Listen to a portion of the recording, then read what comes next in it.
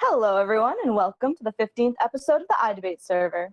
I'm the moderator for tonight's debate, Resident Evie, and the topic will be, is reality better explained by the existence or non-existence of the God from the Bible? Arguing in the affirmative is the co-host of the Doulos Theology podcast and YouTube channel, currently pursuing a master's degree in theology, Chris. And arguing in the negative is the owner of the iDebate server and iFunny user, KingXerxes. Each debater will be given a 5-minute opening argument. After each debater has given their opening, they will have 10 minutes to rebut their opponent. After the rebuttals, they will have 20 minutes of open dialogue, asking each other questions with as minimal interruptions as possible. After the dialogue, they will both offer a 5-minute closing. This will conclude the debate, at which we will allow audience members to connect and ask questions to the debaters. The debaters will only answer questions they are directly asked, so if you wish to hear from both people, make sure to address them both. The Q&A will last 30 minutes. After this 30 minutes has expired, the recording will stop, and any further discussion between the debaters or the audience will not be included in the YouTube upload. The rules are quite simple. The debater will not be allowed to go over time during the opening, or they will be muted. The rebuttal, however, will be given 15 to 20 seconds of overlap, since the debaters will likely be creating it as they go along. The open dialogue will be as free as possible, and while the debaters are restricted from directly insulting each other at any point in the exchange, profanity will not be censored as long as it is not used gratuitously. If the conversation between the debaters becomes incoherent, I, the moderator, will intervene to bring the point back at hand. The closing will also last no more than 5 minutes, or the debater will be muted. During each phase of the debate, I will let the debaters know when they have 1 minute left, 30 seconds left, and 10 seconds left. And if they're still talking after their time expires, they will be muted and we will be moving on to the next phase. The audience is allowed to utilize the debate text chat to fact-check the debaters and deliberate the topic among themselves. However, you will not be allowed to connect until the Q&A, at which point a queue will be initiated for you to join if you wish to ask a question. If both debaters understand and agree to the rules, we will go ahead and begin. I'm good. Chris, since you're arguing in the affirmative of the debate this evening, we will be giving your opening argument first. You may start whenever you're ready. Thank you.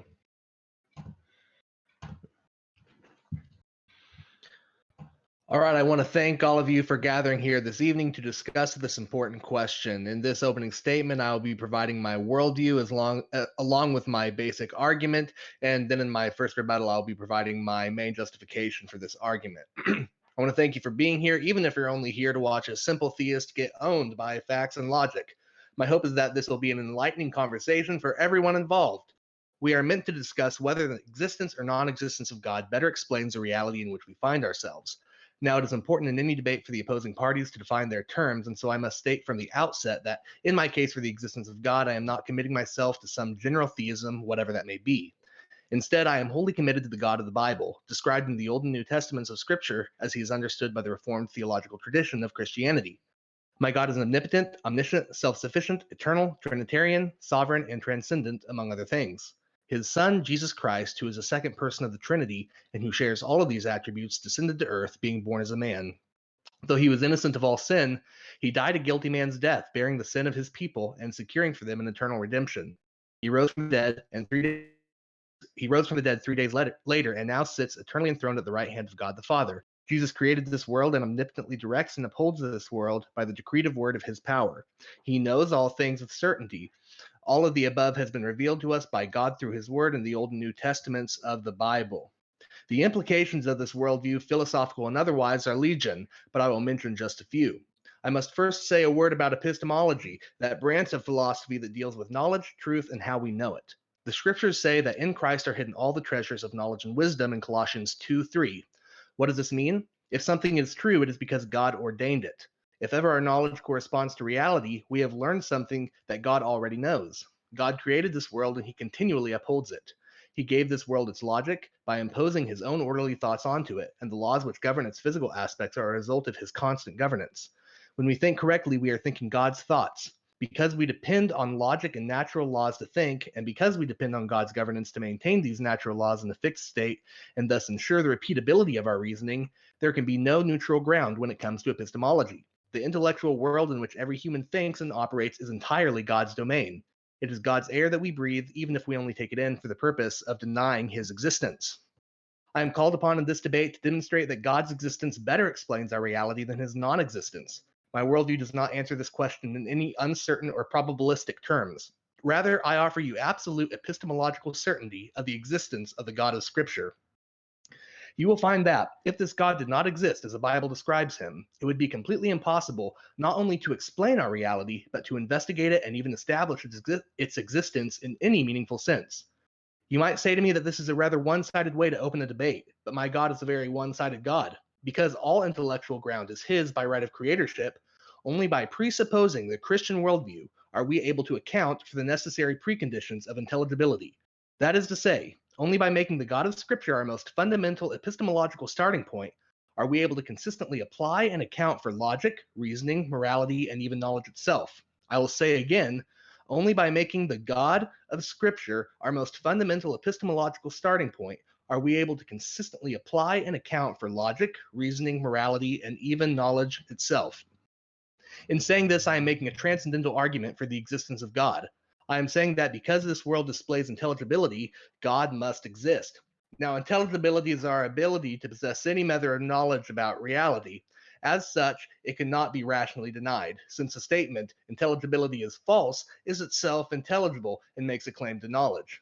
I am also saying that the God of the Bible is the only possible explanation for intelligibility. Now, because there is intelligibility and it can only be explained by the God of the Bible, then the God of the Bible must exist. Now, this 1 minute argument is left. very easy to disprove, and that's the beauty of it. If my opponent can demonstrate that the Christian worldview reduces to absurdity or fails to meet the necessary preconditions of intelligibility, then I am fundamentally mistaken. But keep in mind that for him to win this debate, he must also demonstrate that it does not include the Christian God is able to account for the necessary preconditions of intelligibility. During the 30 rest of this seconds. debate, I would ask you, the audience, to gauge our presuppositions. I've told you what mine are, and I assure you that my opponent has presuppositions as well. I don't fault him for that, but one of us will be able to consider presuppositions and demonstrate how they bear out in any rational task. This person will have won the debate. The other will be unaware of his presuppositions, constantly arguing contrary to what his own professed 10 worldview seconds. allows. That person's worldview surely cannot account for this reality in any meaningful sense, and that person has lost the debate. Thank you. Perfect. JT, you can start whenever you're ready. Okay. Thanks, Chris, for that dialogue. Most of my argument is going to rely strictly on how the Bible defines what God is. Based on the wording of the question, I'm going to spend as few moments of my time on whether or not God exists, and more time on does God exist as the Bible describes him, because that's the God that we're talking about. If I grant for a moment that there is some sort of agent out there that is all-powerful and omniscient and created the universe, the next step would be to determine, is this the God of the Bible or the God of the Bhagavad Gita?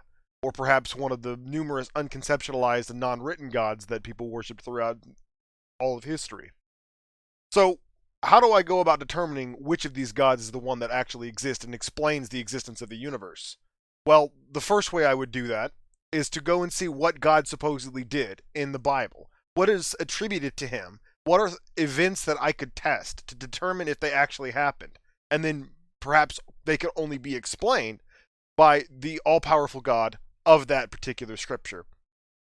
The first event I would like to question is the Noachian flood fable. We know, according to all of geological science and every other physical science in support, that at no point in all of our history was the entire planet simultaneously submerged in water, especially not at any point when man walked the earth. The evidence for this is utterly overwhelming. We have trees that date back farther than when the flood supposedly occurred according to scriptures, where it's placed just before the rise of the Egyptian Empire, so some 10,000 years ago. What we can also determine is that if this flood did happen, it could only be engineered through supernatural means. What I mean by that is that there's no way that a flood like this could happen and it be adherent to the laws of physics as we know them. Several different postulations have come to try and describe how this flood might have happened in a natural means, but they all run into a physiological barrier that can't be overcome without the explanation of there's an all-powerful agent who did it by magic. Let's be real, that's what we're talking about here. We're explaining that the universe exists via magic, that it was willed into existence out of sheer nothing by a being that we can't fully comprehend and who somehow has the power to just manipulate reality on a whim. Which is a question I posed just last night to another person I was engaging with this discussion on. God create the universe out of pre-existing material or not? That will come into play later. More back to the flood. I think it's safe to say that most Christians don't accept that the flood happened in the way that the Bible says it did. The school of thought that adheres to the Noachian flood as a literal event in exactly the way the Bible describes is very, very fringe and almost exclusively American. They're called young earth creationists. And they spend quite an exorbitant amount of time describing how this flood would have happened according to natural means. But that starts to create a problem because now they're limiting their all-powerful God strictly to natural means. They have to somehow battle the physiological constraints of this event while simultaneously offering up an explanation that would allow it to fit within we know what is true about the world. That brings me to my next point. What do we know to be true about the world? If you told me that yesterday my sister had lunch at McDonald's, I probably wouldn't question you very much. But if yesterday you told me my sister had lunch on the surface of Mars, I would have more questions. For my sister to have lunch on the surface of Mars, it would require that certain things I know about the world, about the universe, to be fundamentally wrong, like no humans have made it to Mars yet, or it's impossible to make that journey with modern technology. We haven't got there yet. What I know to be true about the world, what I can effectively demonstrate to be true about the world, does not fit with the claim my sister had lunch on Mars yesterday. Likewise, You have 1 minute left. what we know about the world doesn't fit with a worldwide flood happened. And if a worldwide flood did not happen, that means the Bible is incorrect about the history of the world. And if the Bible is incorrect about the history of the world, how can we trust it to be correct about the creator of the world? And if we can't trust it to be correct about the creator of the world, then how can we trust that that depiction of the creator of the world to be correct? How can we trust that it actually does explain our reality? I argue we can't, and therefore it doesn't explain anything. I'm done. 30 seconds. Okay, awesome. Thank you very much. Chris, are you ready to start your rebuttal? Yes, I am. All righty. Ready when you are. All right, thank you, JT.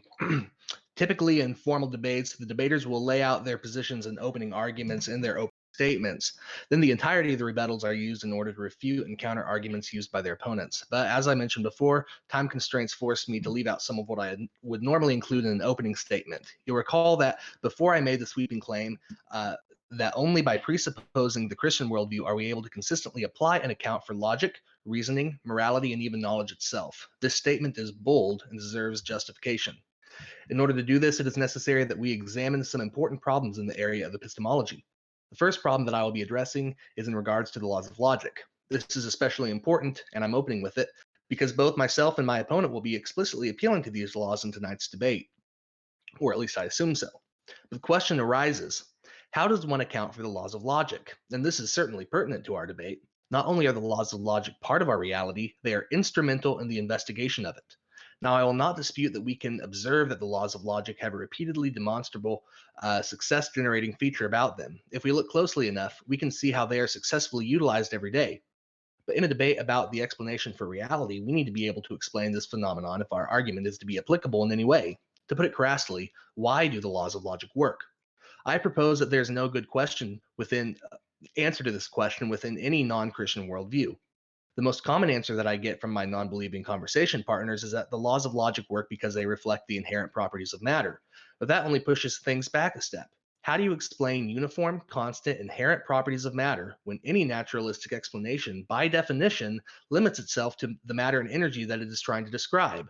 Matter and energy, let me remind you, which is, under any modern scientific theory, under constant change, flux, and dynamic fluidity. To derive any sort of inherent constant from change and flux demands an explanation, and at this point we're beyond the range of the naturalist's epistemology. The second problem concerns the principle of induction. Inductive reasoning involves the use of specific evidences or observations to formulate general paradigms which accurately reflect the order of things and thus predict specific occurrences in the present and the future. The scientific method is completely reliant on inductive reasoning and thus the principle of induction in that it relies upon specific past observations and evidences in order to predict how this world will quote unquote behave in the future.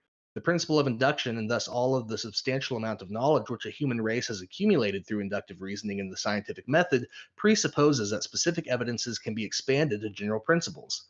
Put another way, the inductive reasoner is reliant on the presupposition that the future will behave like the past. The problem is, there is no way at all to justify the claim that the future will behave like the past, or that the general can be derived from the specific. It is unprovable under a naturalist epistemology. Using past repeatable success of inductive reasoning does not solve the problem. That begs a question, using past observations to prove how the future will behave, assuming what it is trying to prove. This leaves the problem of induction as a serious epistemic problem, which undermines all evidence-based and scientific knowledge acquired throughout human history. The third problem has to do with the extent of our knowledge. There is an unfathomably vast but still finite amount of knowledge to be had within our universe. If somebody knew all of the knowledge that there is to know about the universe, then of course he would have 100% of all the knowledge. Let's say that collectively humans have discovered 0.001% of the knowledge in the universe, and that's a very generous guess. What's outside of that 0.001% is anyone's guess. It could be that there is something true and absolutely fundamental that we do not know, which completely undermines and contradicts everything that we think we know. Something of this magnitude would mean that in actuality we know nothing at all. Whether or not this is the case is anybody's guess, and all of our knowledge depends on this. These three problems, illustrate a larger overarching problem which is absolutely detrimental to any non-Christian epistemology. Each of these three problems on their own undermine either most or all of the collective knowledge of humanity, and each one of them require arbitrarily presupposed knowledge to avoid. Regarding the laws of logic, to utilize them presupposes the laws themselves. One must furthermore assume that they have an explanation that justifies their use as objective conceptual laws useful for ascertaining true knowledge. That itself is arbitrarily presupposed knowledge. Regarding the problem of induction, to derive general principles from specific evidences requires a presupposition that the general can be demonstrated from the specific. To predict the future based on past evidences requires a presupposition that the future will behave like the past. This is arbitrarily presupposed knowledge. Regarding the extent of knowledge, one must presuppose that there is not an undiscovered fundamental truth which undermines all of our knowledge. This is arbitrarily presupposed knowledge. Here's my point. It is often assumed that one must have a proper epistemology in place before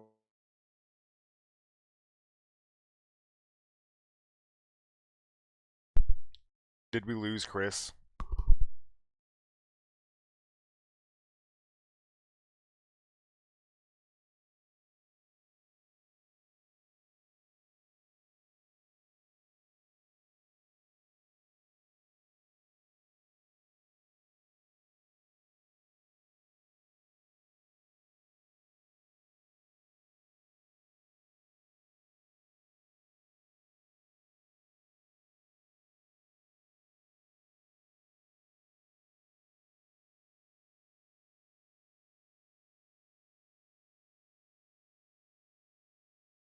Oh my goodness, this sucks.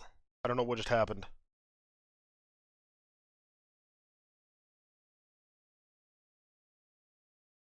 Hold up.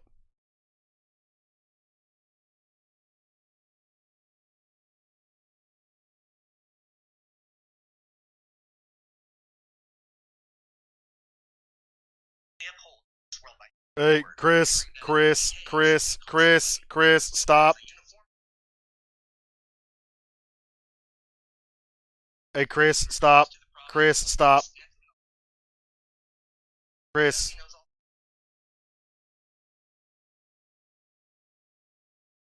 Can't be here.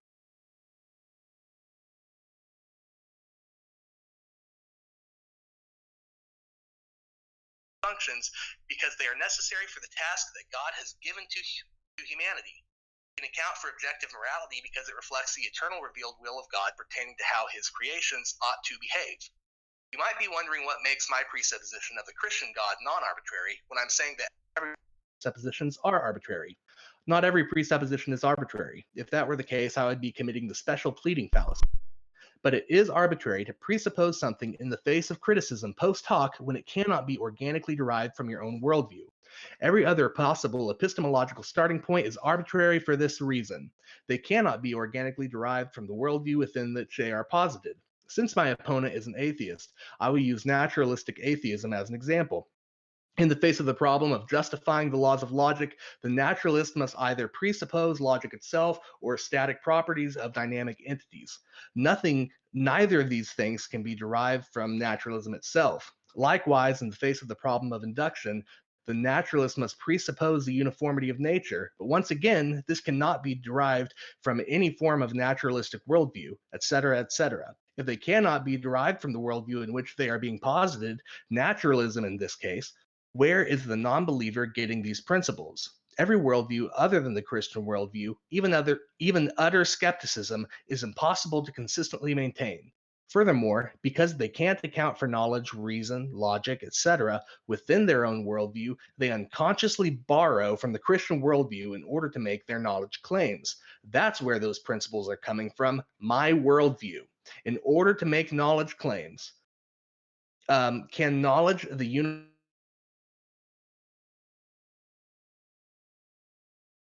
Why this is doing this. But non-Christians utilize those concepts anyway, and it is unavoidable. They borrow my own worldview, attesting to its truth. We ask tonight, does the Bible explain our reality? In fact, therefore, I challenge my opponent to provide a consistent epistemological starting point tonight, apart from the Christian worldview, and to use the principles of logic and reasoning in a consistent manner without relying upon the principles of my worldview. If he cannot do so, and I believe that he cannot, then everything he says tonight will actually prove my position. 1 minute left. My opponent has appealed to the Noahic flood and what we know about the state of the world by use of reasoning to disprove the Noahic flood as described by the Bible actually happened. Before we can get into that, though, we have to address the fact that he used an aspect of reality, the uniformity of nature, by which he used inductive reasoning. That is much more basic in the context of tonight's debate about reality than the Noahic flood itself. And so, until my opponent is able to provide an account for the uniformity of nature and justify the inductive reasoning that he is using, then he hasn't explained reality in any sense whatsoever. That's it. Thank you. All right. Thank you. KingXerxes, are you ready for your rebuttal? Not quite yet.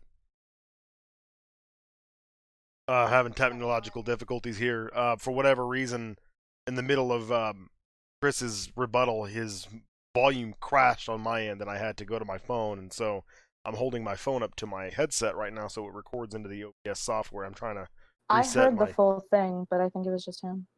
Yeah, I'm trying to reset. I think I just reset it now. I'm I hearing need to you go back guys in over my anything? headset, and according to the OBS, it is, in fact, coming through. So, Chris, your audio is going to be a little weird on the upload because it's going to be coming through my headset. You can borrow my audio. That's fine, and if you will, email me whatever document you use so I can put it in the description, because a lot of what you said in the middle there got cut out because I was trying to fight my computer at that time. Yeah, I'll give you that. So that everybody can hear it. And I hope that, again, you were recording as well. Yeah, I am. Okay. Do you need me to give you go over any points for the sake of the debate? No. Most Okay. everything was heard, and everybody in here heard it as well. So it was just a problem on my end. I'm ready Alright. to start now, Evie, if you want to go ahead and hit the timer. I'm ready when you are. Okay. Go ahead. So first I'd like to start by rebutting my opponent's claim that knowledge is finite, that there's a measurable, predetermined quantity of knowledge out there. We know this isn't true because you can simply generate knowledge by thinking it. Every time you generate a new thought, you've generated new knowledge, and that's something that you can know and pertain to yourself, even if it's only internal. Anytime something is invented, that's new knowledge, because 5,000 years ago, cell phones didn't exist, but now they do exist. So to know how to use a cell phone is new knowledge that wouldn't have been available to people. Knowledge isn't finite, it's infinitely generating, because the mind itself is an emergent property. It is an accumulation of smaller steps to get us to where we are now, and we can see this within the evolution of animals. Humans aren't exclusive in being able to know things about their environment and their reality. Other animals possess and exhibit the ability to know things about their environment and rely on patterns that they observe. unless Doulos wants to argue that every animal also believes in the Christian God, then that doesn't make a whole lot of sense. We can rely on our senses to a degree, especially when we're able to sort of test them against one another. You know, if I pick up a rock and I hold it and I weigh it and I get a certain result from that, and then somebody else does the same thing and they get the same result, that starts a pattern.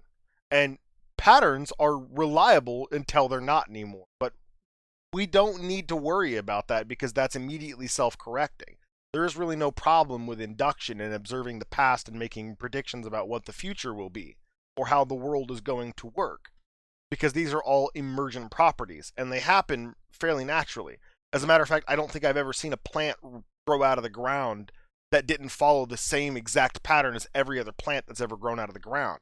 They happen in a very consistent method, one that would almost argue that there's no outside intelligence guiding that. That's just the way it happens. If there were truly an all-powerful, all-knowing agent that is controlling everything, there's no reason why the universe would have to behave the exact same way every single time, because these rules would just be arbitrary. They'd be a whim that some god created that manifested. And when we read the Bible and we read the descriptions of the biblical God, that's the picture that we get painted. God violates the rules of the laws of physics all the time. When he parts the waters in the Red Sea, when he held the sun still in the sky for Joshua and his soldiers when they were fighting the Amalekites.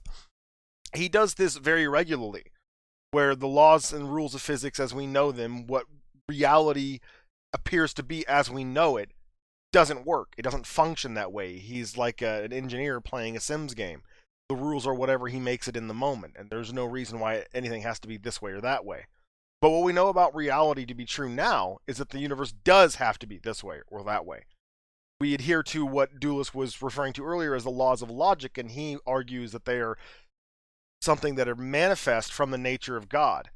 But then that would also imply that God could violate the laws of logic if he chose to, which I don't think that Doulos agrees with. I don't think he thinks that the laws of logic can be violated by God. And that brings us into other questions. We're trying to ascertain whether or not this universe is explained by specifically the God of the Bible. But nothing in our reality that we can observe right now is explained by the God of the Bible. In fact, I would argue it goes in direct contradiction to the God of the Bible. The God of the Bible is described as being infinitely powerful, therefore possessing no limit on his ability, yet for whatever reason he had to go about a system which required the sacrifice and murder of an innocent human being. I guess you could argue was his incarnate to absolve us of sin, of our errors and flaws and the things that we do that are morally wrong according, again, to his own whim. All of the structures that we see around us are a whim. Think about that for a second. There's no reason why they have to be the way they are. I would use an analogy of the alphabet. A, B, C, D, E, F, G, H, I, J, K, L, M, N, P. There's no reason why the alphabet has to be that way. It doesn't have to be in that order. We made it to be in that order. But how preposterous would it be if we started damning people or punishing people for not using the alphabet in the way that we arbitrarily designed it to be used? It doesn't affect anything one way or the other, but that's the way the God of the Bible is presented. He creates the entire universe in a very specific way, knowing in advance how that was going to impose suffering on people. And he pretends as though, in the Bible, he pretends as though he doesn't have a choice in the matter, that it has to be this way. He had to sacrifice his son to absolve us of our sins. That was the only way to do it. He couldn't just say, I forgive you. There had to be blood involved for some reason, which calls back to the primitive superstitions about what blood is. You know, you had to give a sacrifice of an animal in order to please God. You had to burn it to please God. That's the way it had to be. Well, that would imply that there's something that compels God to behave in a certain way, that all of his characteristics and attributes are imposed upon him by something else, something transcendental to him. Is it true that God just maintains every true proposition in his head simultaneously? He just knows what the truth is. He knows all outcomes. If that's the case, then how does he know those things? Are they all a part of some predetermined blueprint that he didn't have a say in, or did he determine them himself? These are interesting logical questions that open up a trapdoor in those laws of logic that Doulos was talking about previously. If it truly is the case that the God of the Bible exists, then the laws of logic aren't laws, they're suggestions. And they're suggestions that the arbiter of them regularly violates on his own terms. If God is all-knowing and all-powerful, could he do something that he didn't know he was going to do in advance? Does he behave in a way that he didn't foresee eons ago? Or is he himself acting to the script that he thought of eons ago, before the universe was ever created? These things call into question the very nature of how we measure time. This God supposedly exists outside of that, but is able to manipulate what operates inside of it. And we don't see his hand reaching out of our realm dripping with physics the way it should be. We don't see when God comes in and uses his omnipotence to mess up our world. No, our world continues to operate exactly as it always has done, and is exactly as it will continue to do as long as we're available to observe it. We don't see trees sprouting out of the ground with magic fruit. We don't see animals that can talk the way that you and I can with articulate speech, understanding syntax and grammar the way that we're supposed to believe the donkey did when he talked to Balaam, or the way that we're supposed to believe a serpent did when he talked to Adam and Eve. Oh, Eve, not Adam. We don't see 10-foot tall giants walking around the land, wielding swords that 6 men couldn't carry. We don't see these magical natural disasters that happen out of the ether, the way that they are described in the plagues in Exodus. These instantaneous and overt violations of the laws of logic and the laws of physics don't happen anymore, almost to suggest that they never happened to begin with. When we're trying to determine what happened in the past as a way of predicting the future, we instinctively rule out claims of the grandiose, of the mystical, and of the supernatural, especially when we're talking in literal terms. We seem to only make this exception when we're talking about gods and religion. But they don't really explain anything. They cap the explanation because we're not aware of the mechanism. If I tell you how a cell phone works, I'm going to explain step by step each mechanism. But if we're trying to attempt to explain how God creates the universe, well, what words do we use? He just did it? Snapped his fingers and there it was? He materialized it out of a vacuum? No, those sorts of concepts violate what we know to be true about the world itself. And so it takes a lot more to suggest that that is actually how it happened.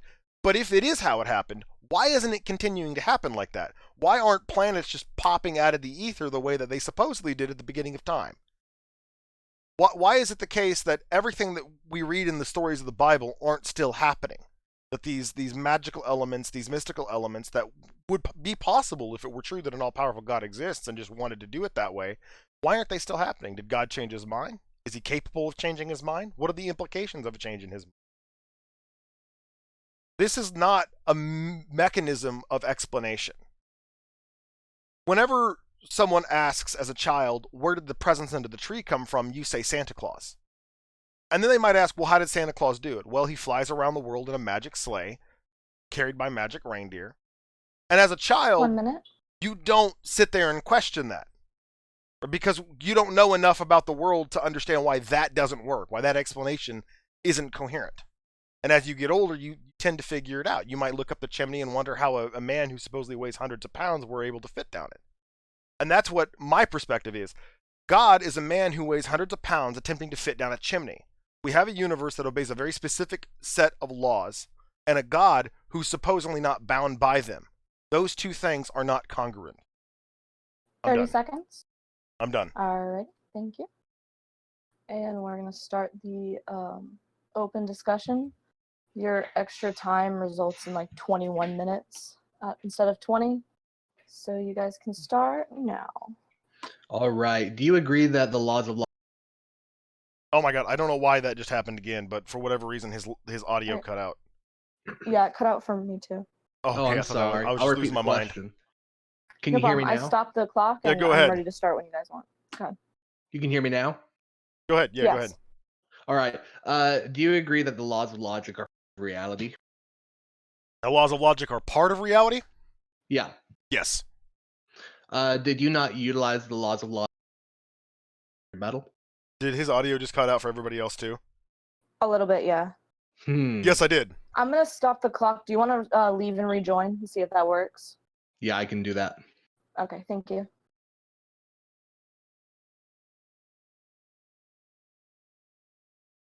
All right. All right. Are you there? Is it cutting out? Not anymore. No, but Okay. your audio is a little bit digital. Go ahead. Okay. Yeah. Did you just utilize the laws of logic in that most recent rebuttal? Yes. That would make the laws of logic more basic in the epistemological problems and everything you just said, more basic in reality. Is that correct? If by basic you mean foundational, then yes. Yeah, that's what I mean. Did you justify the laws of logic in your rebuttal? I did not. I guess not in the same way that you. No. Why should I take anything you said seriously then? Because the laws of logic are evident. They're brute facts, as you would say. They happen because they happen. And even if we don't have an explanation for why they happen, we can still observe that they do happen. That they Yeah, are but this debate is effectual in about the way how that they we explain interfere. reality, is it not? Yes. Well, it's Yeah, specifically about does the God of the Bible they're part of explain reality. reality? And the laws of logic are part of reality. And if a God exists, it's in direct violation of those laws. So Right. wouldn't that be a point on my end? I don't think God existing is a direct violation of those laws. I mean, you figured that by miracles, obviously, but yeah, I would define laws of logic about how the universe behaves in a closed system. But whenever God reaches his hand into the system, it's not a closed system anymore. So you're saying there's another set of rules outside of the system that we live in? I'm not saying there's another set of rules. I'm just saying that God can behave outside of the closed system if he needs to for his purposes. But what's the mechanism he's using to behave outside the system? You say he explains reality. How did he create reality? What was his mechanism? An application of supernatural power. But what is the mechanism that employs that? Where does he generate it from? From his own being. Well, where did that come from? It didn't come from anything. It's eternal. So it did, in fact, come from nothing. It didn't come from nothing. You're confusing categories. Well, if something doesn't come from anything, then by default, it comes from nothing. No, come from is a verb. I'm not saying that God ever performed the verb of came from. He just is. I think that's a pretty simple concept. So he was, in fact, generated by nothing. Nothing generated him. He exists apart from everything. He's independent. But what is the mechanism that allows that? When we're talking about the way the universe operates and it works, and we understand how reality works, and when I say reality, what I'm talking about is everything that is real. Everything that is real exists within reality. So if God is real, he too would exist in reality, even if there's like layers to reality that all act different than the previous. Right. Oh, I'm saying God is an ultimate, right? So by you asking the question, where did God come from? What's the mechanism? What allows him to do that? You're automatically discounting him as ultimate. So I mean, either you need to say that ultimate things in general aren't possible. But even if he's not, even if he is ultimate, there should still be a mechanism he's using. Did he just create the mechanism? The mechanism he's using is the application of supernatural power. I don't fully What is understand supernatural the power? mechanism. What's supernatural power? Supernatural power is the application of the power that's in God. Like I said, I don't fully understand. So it's exclusively God's. Where did he get it from? From his own being. He's ultimate. What determined his being? Nothing determined his being. He simply is. But that's not an explanation. That's just an assertion of a brute fact. It doesn't explain anything, and it just creates more questions than it answers. I mean, he is his own explanation. That's what I'm saying. He's ultimate, and he exists as ultimate uniquely in this universe. Are you saying that ultimate things are impossible? I'm not saying that. I'm asking how can you determine whether that's the something is or isn't. implications of your line No, of reasoning. how could you determine whether something is or isn't ultimate? Do we both agree that this universe isn't ultimate? Yeah, we do. I don't. I don't know if it's ultimate or not. I don't know if there's anything exterior to this universe. Maybe this universe is all that there is. Oh, all right. Then what's your... So you may have an explanation. You may not. If it's ultimate, you don't have an explanation. If it's not ultimate, then you do. Am I the only one that hears him going digital right now?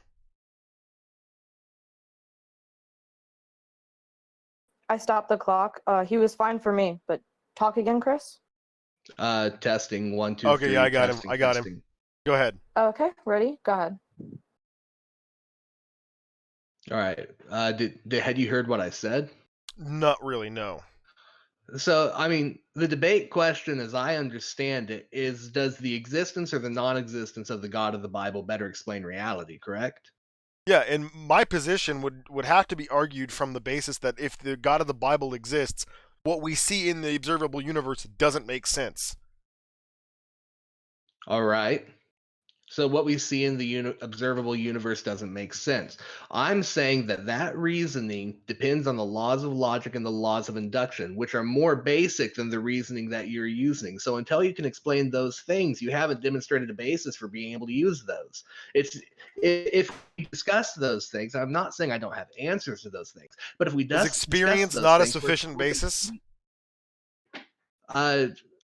Based on the problem of the uniformity of nature, I would say absolutely not. And also, experience is by nature subjective. We're trying to demonstrate objective things, not subjective things. Subjectives can't demonstrate objectives. But that's not what I was talking about. I can experience a pattern and understand that pattern operates the same way every single time I experience it. Yeah, but that doesn't say anything about reality. That just says something about your experience. It says that reality is consistent, or at least my experience of reality is consistent. Well, it says your experience of reality is consistent. So why should I trust anything that violates that consistency? Why should you trust anything that violates that consistency? Yes. What are you saying violates that consistency? The Christian A God that can do anything, like materialize the universe out of absolutely nothing?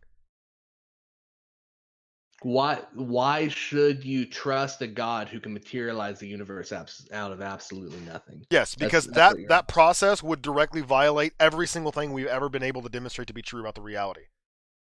Well, it violates everything we know about natural laws, but I'm not saying that happened by natural law. Natural law is what governs reality. You can't give me a demonstration of a law that isn't natural. No, God is what governs reality. How do you know that? Because the Bible. And using so God if I were as able, ultimate presupposition, well, wait a minute. So, Doulos, do you think that the Noachian flood happened? In some sense, yes. Well, no, not in some sense. I mean in the sense the Bible says it happened. Either it happened the way the Bible says it did, or it didn't. And if it didn't, that means the Bible isn't a trustworthy source. Well, then, yes, I believe the Noachian flood happens. But what the Bible means by the Noachian flood happened, that's open to debate and discussion among. Wait a minute. So the God who's supposed to be able to sufficiently explain where the universe came from, creates a book that's open to interpretation? Really? A book that says things it doesn't actually mean that you have to read into? That's interesting. The God of the Bible revealed a word that is sufficiently clear for its basic principles. Not everything within that Bible can be immediately clear, but things such as the governance of God over creation. Hold on. Why can't it be immediately clear? Why does it have to be? If we can, that's my point exactly, Doulos. Nothing has to be the way that it is, but it is that way. Right, but this is we're talking about the Bible here. We're not talking about objective reality outside of the Bible. So let's keep things on the Bible. So you're challenging me, right, as to why isn't the Bible that way? You're trying to reduce ad absurdum. So I'm saying within that's what you said I had to do. Why are you saying that the Bible has to be that way? Because if God wants to create a message that is clear and concise and can be understood by everybody who reads it, then he wouldn't have created it in a way that is directly antithetical to that. Either God wants people to be confused, or God is inept. It is clear for everything in matters of salvation. No, it isn't, because there's 41,000 different denominations of Christianity, and each one has a different, sort of method for getting saved. Is it good works that saves you, or is it justification by faith alone? All right, let me ask the question. If I say this rock is green and you hear this rock is blue, is the problem with me? Or it might just be how you see color, because color is determined by the way that light reflects off of an object. And the way that light reflects off of an object is consistent. Why is it consistent? If an omniscient being says this rock is green and you hear this rock is blue, is the problem with the omniscient being or with you? Maybe the omniscient being is lying to me, because just because an omniscient being has every true proposition in its head simultaneously doesn't mean that it's going to convey those things to me accurately. Could I please get a clear answer to the question? I just gave you one. It's a false dichotomy. It could very well be the case that being is lying to me as a trick or for its own entertainment. Just because it knows everything does not mean... The Christian worldview doesn't posit that God is against a worldview that is not mine. So God can't lie all day, but that's not... God does not lie. No, he can't. He Well, always why acts in not? accordance with his being. He always acts in accordance with his being. That's So what he I'm is, in saying. fact, compelled by something. He's compelled by himself, yes, which is exactly So could he completely change consistent with that if he everything I wanted said. to? Does he have the conscious will to change that if he wants to? Then he wouldn't be ultimate. Well, why not? Because if something is ultimate, it's by definition perfect. If it's by perfect, any change from perfection would by necessary be a change from from perfection to Well, non-perfection. what's perfect? So if there's any change, he's ultimate. Perfect. Why can't is he change God, what perfect means? because it's him. He's ultimate. You're trying. And he can't you're change trying to that? set an ultimate standard above God. The only ultimate standard is God. So you can keep asking these questions. You're going to be asking And questions you can keep about not a answering worldview. them, There's but an that just ultimate. reinforces There's my ultimate point. above God. Don't you think that if you're trying to postulate an explanation for the universe, that you should be able to explain what the explanation is? I'm You saying asked that me, the your explanation is direct ultimate challenge to me in the and beginning therefore self-explained. was my debater can only win if he reduces my worldview to absurdity, and that's exactly what I am doing right now as we speak. I am pointing out to you that when you are trying to present a will, something with a mind, as being ultimate, you run into a huge problem because the mind, ostensibly, is free from compulsion. It can do whatever it wants, and if God can't do whatever he wants, he's being compelled by something. What compels him? Now you've just moved the standard back. God is free from compulsion. So he acts can, in according to fact, his do own whatever he being. wants. No, he does whatever he does. Whatever he wants to do is what's in accordance with his own being. But he can't act outside of his own being. Right. That's why he only wants to do with what's in accordance with his own being. Is he unable to do anything outside of the accordance of his own being? Because if that's not the case, then he is in fact being compelled. That he has a limitation and he is not all powerful. See, within the Christian worldview, you can't ask a would God question or a could God question without a would God question. That's false. That is an ad hoc excuse to get out of that trap. That's not an ad hoc. I can take a knife and stab my dad to death. I would never do that. But I'm not asking a question of desire. I'm asking a question of ability, because your ability to do something is entirely separate from your desire to do that thing. It's a direct reflection upon the nature of God as ultimate, as clearly demonstrated in the Bible. You don't understand that philosophical category, obviously. Because God is ultimate, then any change from that standard of ultimacy would no longer be ultimate. There's only one possible thing that can be ultimate. That's a basic law of logic. Only one thing can be ultimate. If God changes from what he is now to something that he is not, then he wouldn't be ultimate anymore. That's Doctrine of God 101. Okay, so he is in fact compelled by something outside. So you're saying that the laws of logic are what compel him. Outside. He's only compelled by himself. It's completely independent within the divine being. That is directly contradictory to what you just said beforehand. It's a law of logic that if something can change, it's not ultimate. So God is compelled by the laws of logic. They transcend him. The laws of logic are within God. Are you familiar with Euthyphro's dilemma? Yes. Are you consciously using that now, or are you unconsciously using that? Euthyphro's dilemma is about morality, not about what we're talking about. Right, but you're applying the same reasoning. It's about ultimate standards and how that applies to God. Plato used it in relation to morality, but you're using it in relation to metaphysics. It's the same thing, just with ultimate standards and logic instead of. So, whatever. My question still stands. Like you just said, that according to the laws of logic, something can't be ultimate if it changes or has the capacity. The laws of logic change. are from within God. So he can change what the laws of logic are then. No, he can't, because he always acts in accordance with his own being. You can keep asking me these questions. You can find that my answers are going to be completely consistent, and they're not consistent with reality. Reality is as God defines it within my worldview. So you're trying to reduce my worldview. Well, you challenge me. You say, "Hey, you got to reduce you ad absurdum my worldview in order to make it inconsistent." But then you just completely dodge the questions. Well, you can't reductio ad absurdum a worldview and the positive version of reality that doesn't comport with that worldview. Then you're not reductio ad absurdum my worldview anymore. Yeah, I am, because you are back to the point of a viciously circular argument. It is because it is because it is. And that's all you're offering. That's not an explanation. That is a cap to an explanation. That is the direct desire to not look any further.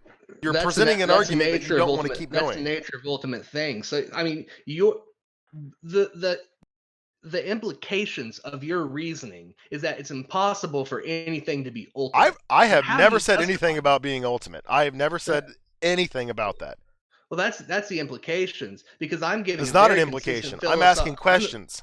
I'm giving a very philosophically consistent definition and explanation of what an ultimate thing is. You can check any philosopher, any theologian. That's what an ultimate thing is. I don't know if you recognize this yet. So you saying that by necessity is illogical. You're saying that ultimate things are impossible, and I'm asking by what standard are you saying that? Yeah. Again, here's the thing. Like, if I heard you correctly, you literally just said that you're making a circular argument.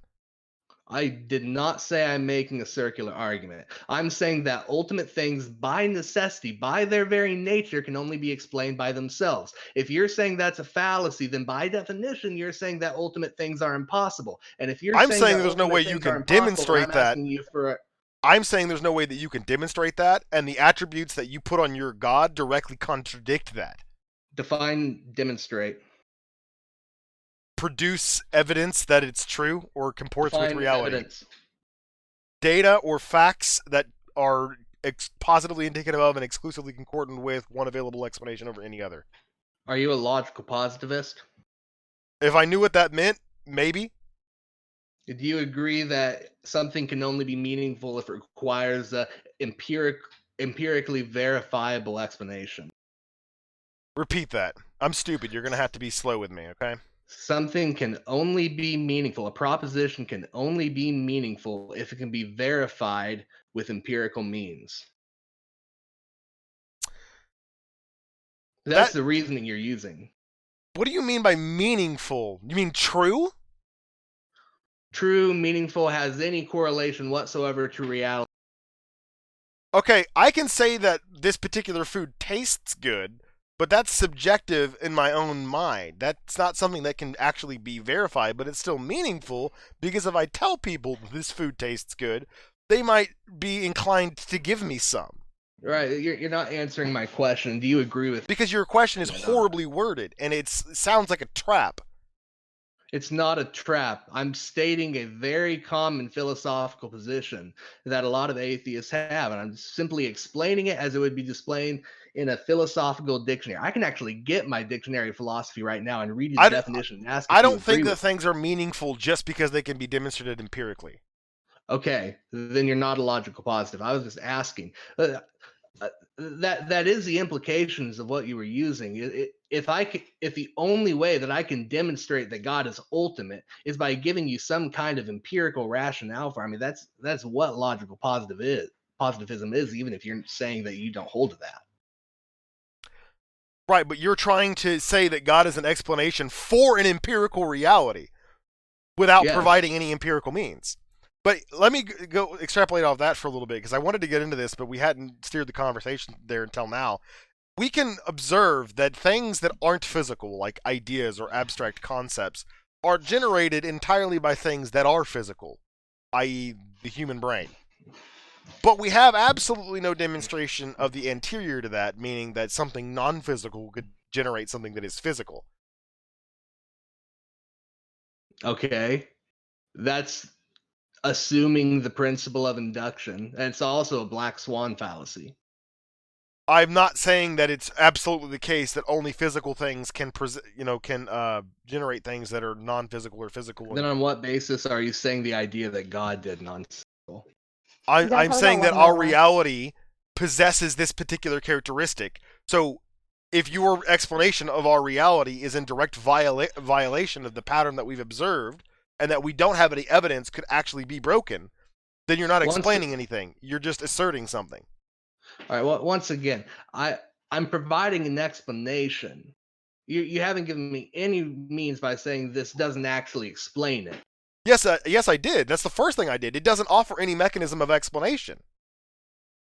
Right? It That would never absolutely be does. accepted in any other endeavor. If I said, "Explain to me how this car got in the driveway," you would never 30 say seconds. it was The dropped there fact that and another leave it at that. endeavor doesn't explain it. I mean, you keep utilizing the laws of logic, and you are consistently refusing to give a law of logic. You're just asking me for my explanations. You have refused to meet the burden of proof for you in this debate to meet the explanations for the logical laws of logic. You've completely 10 failed your task in seconds. this debate. No, my task was to reduce your worldview to absurdity, and I did that, and you got angry and tried to change the topic. Okay, guys, that's going to be the end of the opening discussion, or the open discussion. KingXerxes, you are starting with the closing argument, and let me know when you're ready. Okay, cool. Yeah, my closing is very simple. The God of the Bible is described as a magical, anthropomorphic, immortal being that can use powers to manipulate the laws of reality in any way that he seems fit. We don't see that happening at all, ever. We see that the laws of reality, the laws of the universe, operate consistently every single time they're observed. And any time that we test them, they operate the exact same way. And if there was ever occurred a time where our test produced a different result, we would test the test to make sure we got it right, because that's the essence of understanding our reality. Our reality obeys a certain set of rules, and they don't change, at least not that we've ever observed. If a God existed that was all powerful, the way the Bible describes, they should be changing all the time, because God can do whatever he wants, and he can will whatever he wants at any given time. And we know that the Bible, the same Bible that depicts this God that we're arguing about, makes claims about reality that are patently false. We know, as well as we can know anything, that at no point was the earth entirely submerged in water, especially not water that ascended above the highest of mountains, and at no point did every species of animal, in pairs or sometimes in septuplets, get on that boat, which was measured to be a quarter of the size of the Titanic, and it was not piloted or captained by one man and his 7 family members. And they were all hundreds of years old. We know that didn't happen. This Bible makes claims about reality that are demonstrably incorrect. And this is the God that is in this Bible is the God that best explains the reality? Preposterous. I'm done. Alrighty. And Chris, I'm ready when you are. All right, thank you so much. I'm a little bit confused at the conclusion of this debate simply because my opponent had the burden of proof in this debate to provide an explanation for reality, and he didn't try to meet that reality whatsoever. He just attempted to reductio ad absurdum my belief. I provided an explanation, he didn't. By default, right there, already I've won the debate. Second of all of his critiques of my positions had to do with logical laws of logic. This is why I opened with that in my first rebuttal. He didn't provide any justification for the laws of logic whatsoever within his worldview. He only utilized them. I told you at the beginning of the debate, the person who is able to justify their presuppositions is a person who's won this debate. KingXerxes did not even try to justify that presupposition. He just asserted it. It's therefore, because it's a presupposition and a part of reality, as he agreed, it's more basic than everything else in this debate. And so the fact that he didn't justify or even try to justify it automatically invalidates what he said, because we're talking about reality. He didn't go to the basic foundational he stuck to the ancillary. I'm very disappointed about it. I was hoping to have a conversation about the ultimate thing. He tried to demonstrate that the God of the Bible doesn't make any sense because he's compelled by something outside of him. I'm not entirely sure where that argument was coming from because it was presented only in questions and never in direct proposition. But the implications of the questions he were asking is that anything that is ultimate is by definition illogical. What's your standard for the fact that something that's ultimate is automatically illogical? He didn't provide that. This is an argument. This is a debate about our explanation for reality. The question of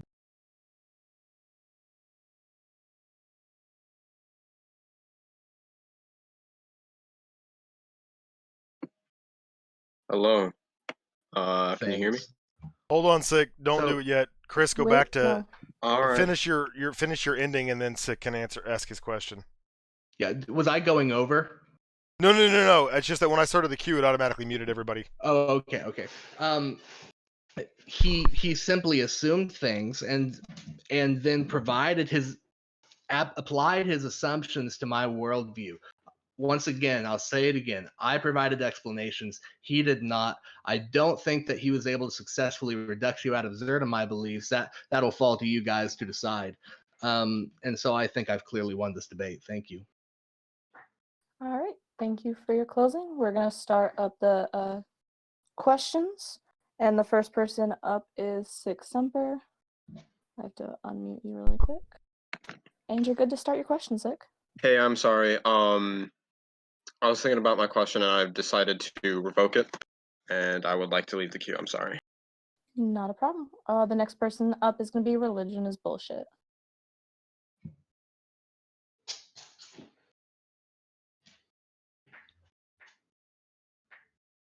Religion, are you there?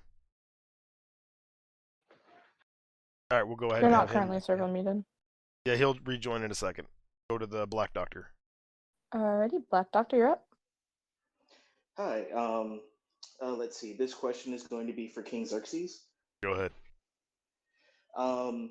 You said in the debate that basically reality just exists on brute facts, and that means all of your foundations for the laws of logic are axiomatic, meaning they just are.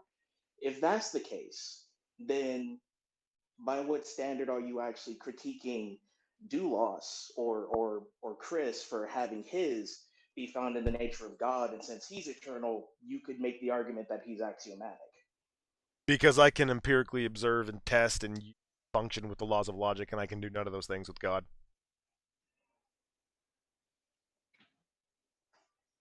But does that actually have any relevance to it? Yes. If because God is the only thing you're doing is basically observing brute facts.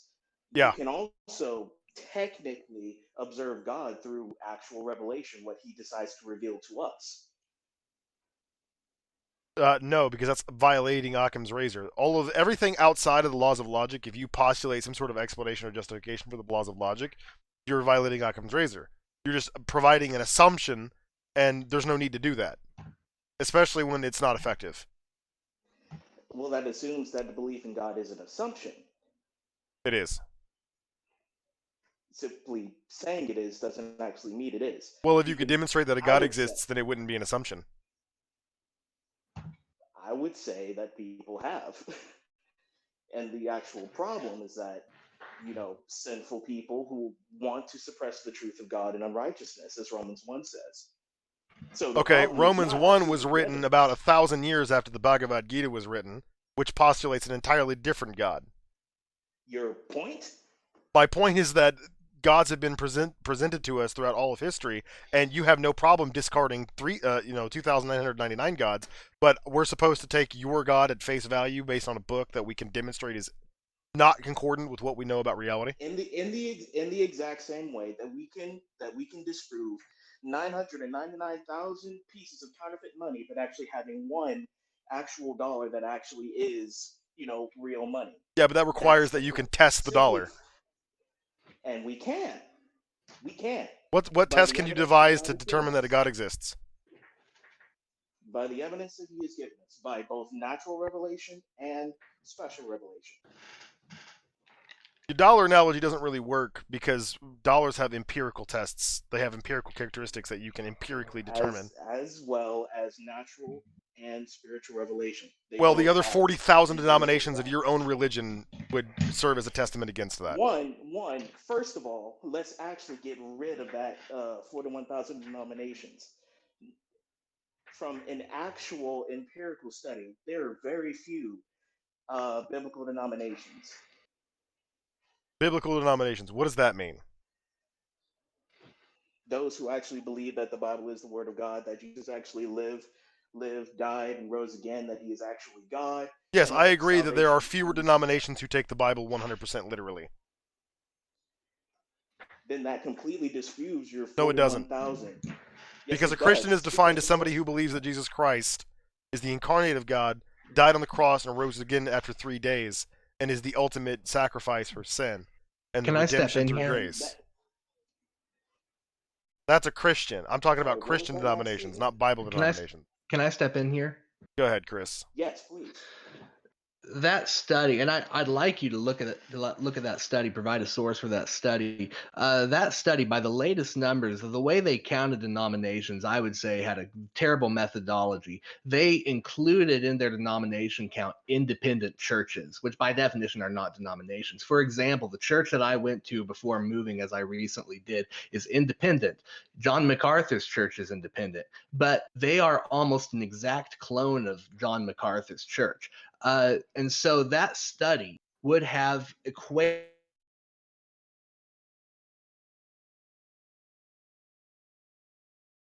What just happened? What on earth just happened? What the hell?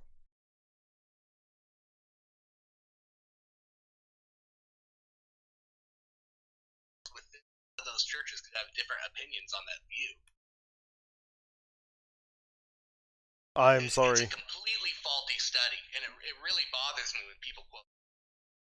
So what you're saying is we don't know how many denominations of Christianity there are. I'm saying that there are far less than 3,000 Why isn't there just one? because sinful people misinterpret. How do I determine that you're not the sinful one? By comparing what I say to the Bible.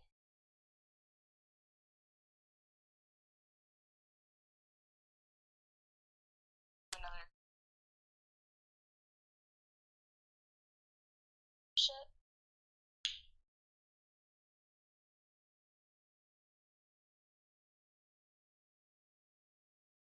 Chris, or not Chris, Not server. Oh, yes, he is. Let's see. You're unmuted. Hello, can I be heard? Yes. You can be heard. Perfect. Okay, so my question is for Doulos. Do you believe in your God based on faith? That gets into a very interesting question about why individuals believe as opposed to the epistemic justification. Why I believe in God is because the Holy Spirit has regenerated my heart, transformed me, and allowed me to see what clearly is and stop suppressing the truth that is within me, that is that God exists. So, Is there an element of faith that goes into why you believe? certainly there is. We are saved by grace through Okay. faith. But that's not my Okay. epistemological But justification. why is faith a reliable pathway to truth? Because on the assumption that I am a Hindu, I would believe in my religion, in my gods, as the case is, based on faith. So again, on the assumption that you are actually correct, that your God is actually real, you would be believing in a true thing based on faith, and I would be believing in a false thing based on faith. So by that alone, can't we therefore say that faith is not a reliable pathway to truth? I'd say faith alone isn't a reliable pathway to truth. That's why I didn't use that in my debate tonight. I used the epistemic argument of the transcendental argument for the existence of God.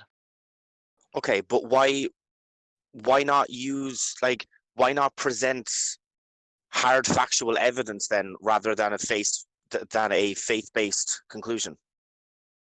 It isn't a faith-based conclusion. Okay, we will have to agree to disagree there. That's the end of my question. All right. Thank Thank you. you. Religion is bullshit. Next up is Reliable Lefty.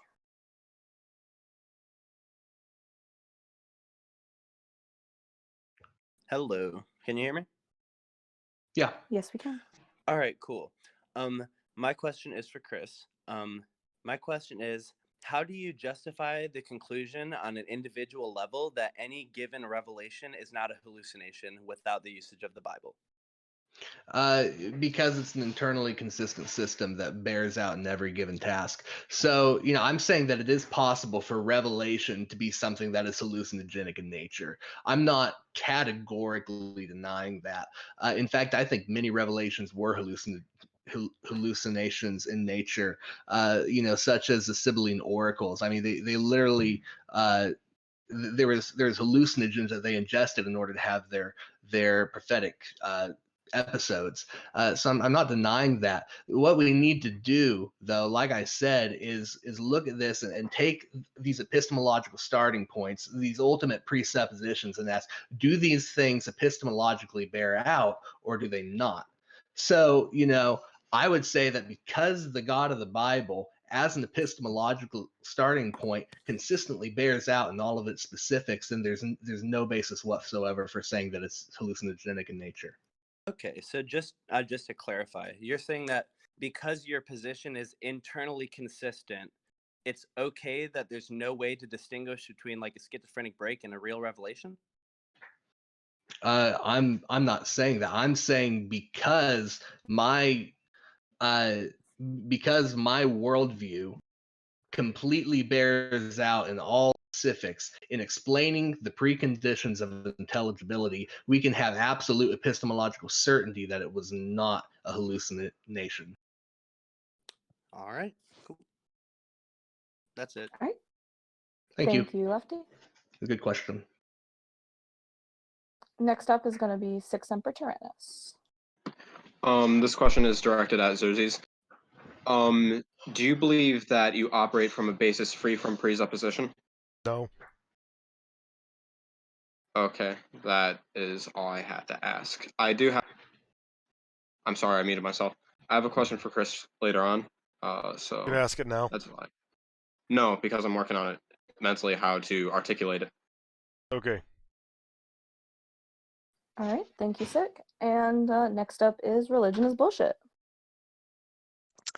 Okay, so my second question is again for Doulos. You had made the claim that God exists apart from our given reality. That is to say that he exists outside of time and space. Would that be an accurate summary of what you had stated? I would say that the fact that God exists outside of time and space is an accurate statement, yes. Okay, can you then explain to me what is the difference between something that exists outside of time and space and something that does not exist at all? Because it's spiritual in nature. I would say spiritual, even though we can't empirically define it, is something that does definitely exist, and something that doesn't exist at all is not spiritual in nature. So I'm not claiming to have empirical knowledge about what something spiritual is. In fact, you can't have empirical knowledge about what something spiritual is. I'm just saying that there is something which definitely exists, which is spiritual in nature. But you have no Can way you of determining prove that claim? Can you Yes, prove it's a that claim? transcendental argument for the existence of God. Do you find arguments to be sufficient evidence to believe in arguably the biggest truth that we know, that we can know? Yes, because the argument yields 100% epistemological certainty. Okay, that's my question answered. You can move on. Thank you. All right. Thank you, Religion is Bullshit. Next up is Mr. Minority. Thanks. My question is directed just towards Chris. Thank you. My question is that like almost everything, things get lost in translation. So I was wondering what your stance is on, how maybe some things in the Bible could have been misinterpreted, could have been left out, or could have been suppressed. Yeah. So that's an argument that is only possible to bring up if one has absolute ignorance of the way that we got the Bible today. So the New Testament, first of all, in the Old Testament, it hasn't passed through multiple languages of translation before it got into English. We still have the original languages. Second of all, the manuscript tradition for both the Old Testament and the New Testament are very good. The New Testament is much better than the Old Testament, but they're both still very good. We have very thorough records of when people were copying these things, what mistakes were made, and even where people made intentional attempts to change the Bible. And so I'm not saying that intentional attempts weren't made. I'm not saying that there wasn't any change over time. I'm saying that we can have confidence in what the Bible said as actually being the same as what came from the hands of the author, is because we actually have a record of all of that. But how do you And know what second, came from the author? because we have a record of where the changes were. But you don't have the originals to know what was changed.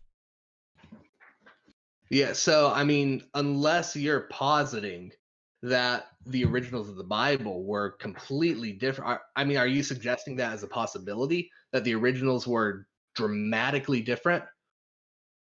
Sure. Right. So, I mean, the simple fact of that is that there's simply no proof of it. That is a positive claim that they're dramatically different.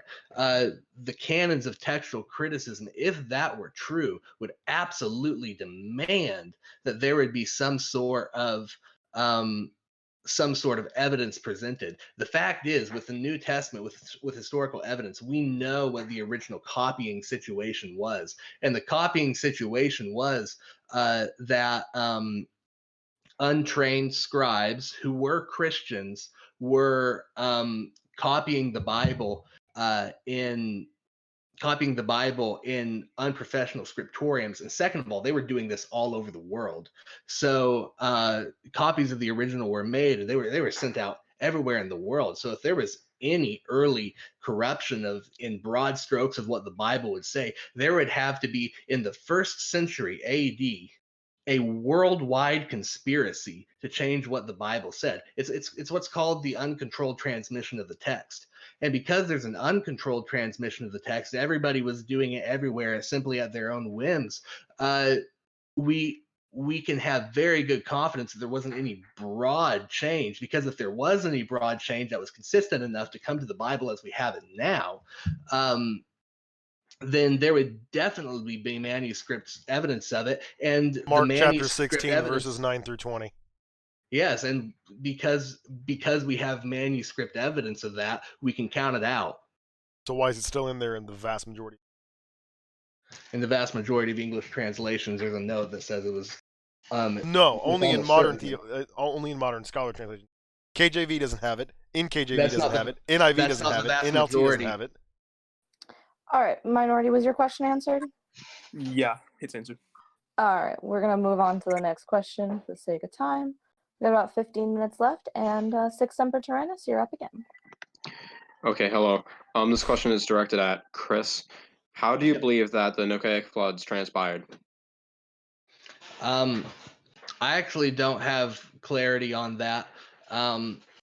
Like I said, not every aspect of the Bible is perfectly clear. Personally, I lean towards a local flood, a flood that took place in a local area, because this was early in the world's history. Humanity was not spread out yet, and in order for God to purge the world of humans, didn't necessarily require a huge worldwide flood. Except, isn't this a description that came directly from Moses rather than Noah? Yes, your point. My point is that Noah, the way he phrased it in the Hebrew Torah, why would it loosely translate to a local flood when he clearly states that the entire world was flooded?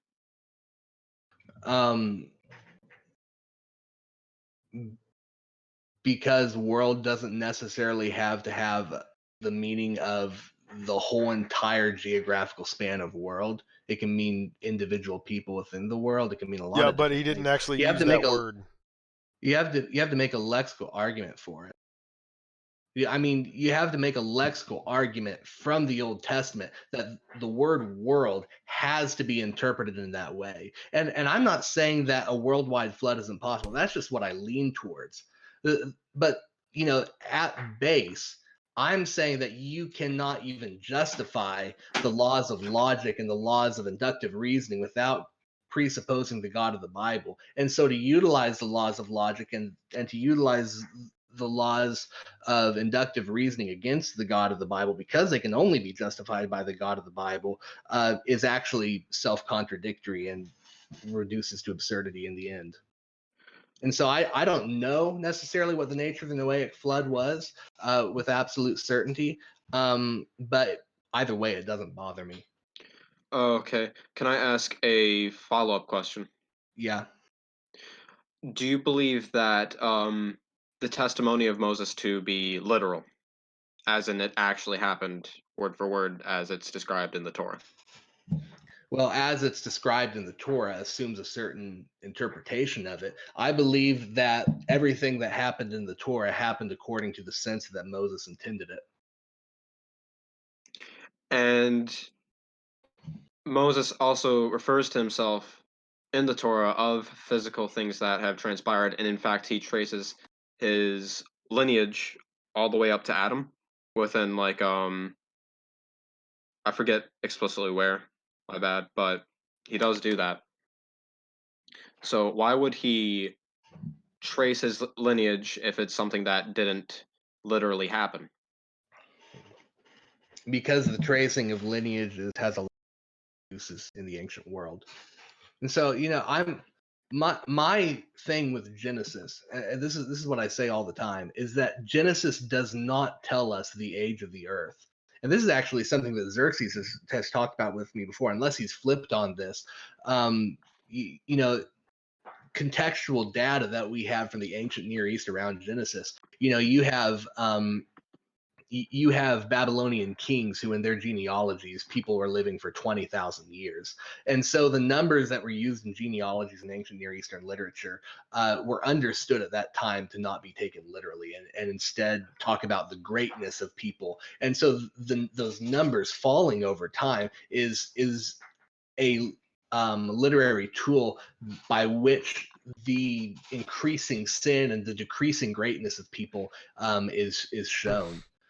And so, yeah, I And you reject that attribute it's this exactly way literal. you attribute this way of like applying years to somehow quantify someone's greatness to the Hebrews? I think that's a valid deduction based on the contextual evidence. Yeah, Can you provide me contextual evidence of that? I don't have an exact source off the top of my head. Right, I don't have a Can you source. I'm provide one sorry. to me later in the future? Yeah, All right, I How would about you greatly guys appreciate that. schedule a debate on that subject? Is the Bible to be No. taken literally? Oh, is the Bible to be taken literally? Possibly. I can definitely do that in the future if he's willing. But my question has been answered. Thank you. all right. All right. Or even Thank better, you, sir. what is the correct interpretation of the Bible? That'd be fun. That's way too big for a single debate. All right. We've got our next question here from Lefty. Hello? We can hear you. Hello. Can you hear me? Okay, cool. It looks like you can hear me now. Okay. Okay, so here's I just need to confirm that this is your position first before I ask the question. So it seems to be the case that your argument largely rests on containing no inherent contradictions and thus being logically consistent in all of its extrapolations as you've laid them out for us. In other words, because no part of your argument can be discredited, you believe that it is correct. Is this right? As any argument works, yes. Okay. You do realize that sufficiency is actually an insufficient explanation for a truth claim, correct? Can you explain what you mean by that?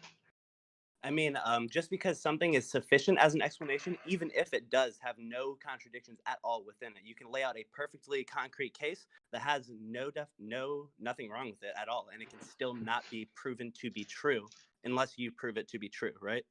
All right. So, the law of non-contradiction says that two contradictory propositions cannot be true at the same time and in the same sense. Therefore, the ultimate explanation for the preconditions of intelligibility cannot have two contradictory explanations. Anything that is not the Christian worldview contradicts the Christian worldview as far as ultimate explanations. Wait, you're saying that the creation of the universe isn't a binary question on whether or not it happened in a specific way, but isn't everything a binary question on whether or not it happened in a specific way? Yes. I mean, yeah, as far as yes or no, yeah. Okay.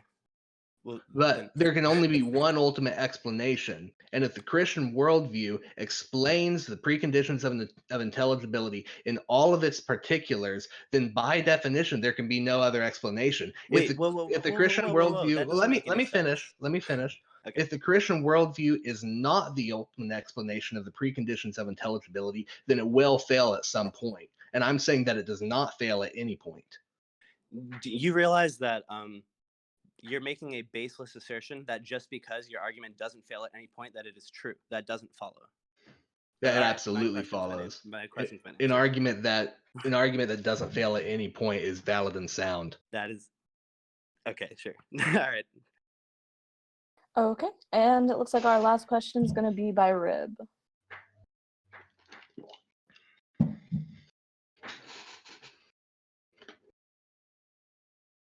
Hello, can you hear me? Yeah. Yeah, I can be heard. Okay, cool. Okay, so my question is once again for Doulos. Big surprise. Yeah. Okay, so the question is, do you believe that your God is a moral God? And if the answer to that question is yes, then why did he sanction slavery in Exodus 21 amongst other places? Because in the context of Exodus 21, slavery was moral. But how can you possibly make the claim that slavery was moral in any time? There's two kinds of slavery taking place in Exodus 21. The first was more along the lines of indentured servitude, where somebody No, that's not the case. That's not the case. Like I said, there's two kinds. One was more along the lines of indentured servitude, where somebody would willingly enter into a contract where they would be able to be saved from poverty. I mean, that's completely historically demonstrable and demonstrable from the text. The other kind of slavery is more along the lines of what we would call chattel slavery today, which is what most people have in their minds when they object to slavery. That slavery was an extension. I object to the first one too. Yeah, I object to the first one as well. I just kind of want to point that out. All right. Well, I didn't prepare sources for that, so I can't back up my claims. But I would die on that hill. Okay, but do you believe that the chattel slavery, then, as you like to phrase it, is that moral? At any time? In that context, when we have definite special revelation that this is the judgment of God on these people, then yes, in that context, it was moral. But how can slavery in any context be moral?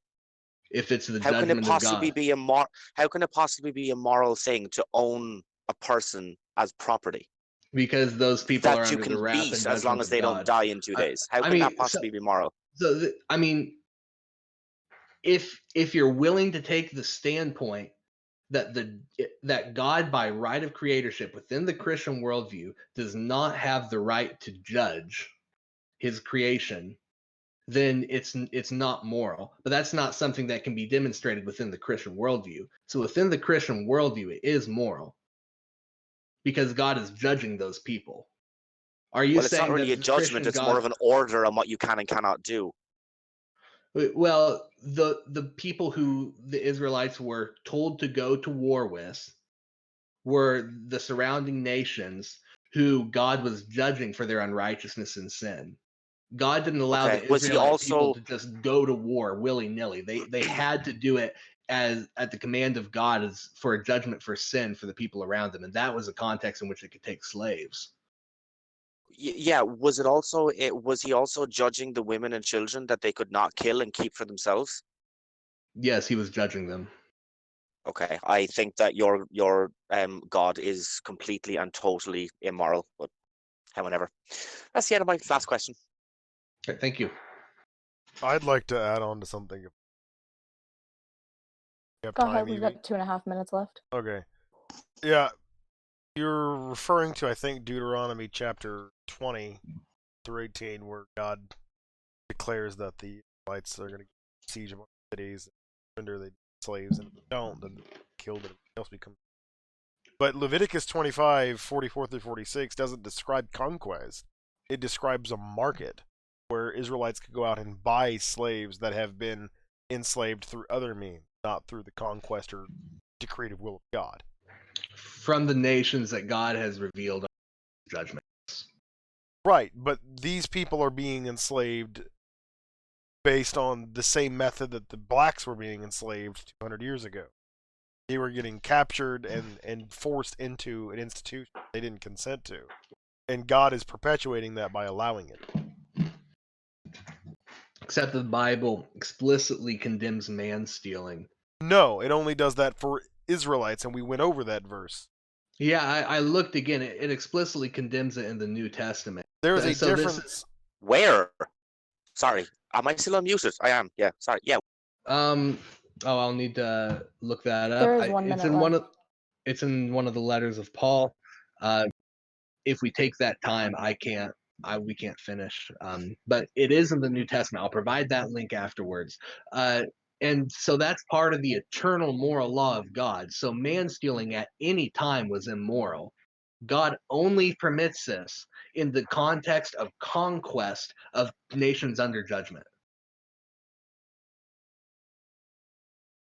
Yeah, but what it's talking about there is kidnappers, not slave traders. Yes, 30 again, seconds? people who stole people in order to sell them, which is what you're talking No, about. it doesn't make It that does condemn distinction. It does not make that distinction. That protection is only afforded to the Hebrews. Likewise, in Leviticus 25:46, it says that you may treat them as your property, but your fellow Israelites you may not treat harshly this way. It is directly juxtaposing the way you are allowed to treat slaves, the subhumans that they're allowed to keep as property, and Hebrews. 10 seconds. Hebrews were not allowed to be kidnapped and sold into slavery. That protection does not exist in the Bible for anybody but Hebrews. 1 Timothy 1:10. I I'm got the gonna have to reference from end one of it my here, friends in the guys. chat. It All is right, about 30 minutes after. we're gonna stop the just- recording. Okay, thank you Go all ahead of and our give the outro. participants and KingXerxes. Chris, thank you both for having a civil debate. Thank you for all the participants for coming, and this concludes the debate. Thank you guys all, and we'll see you next time.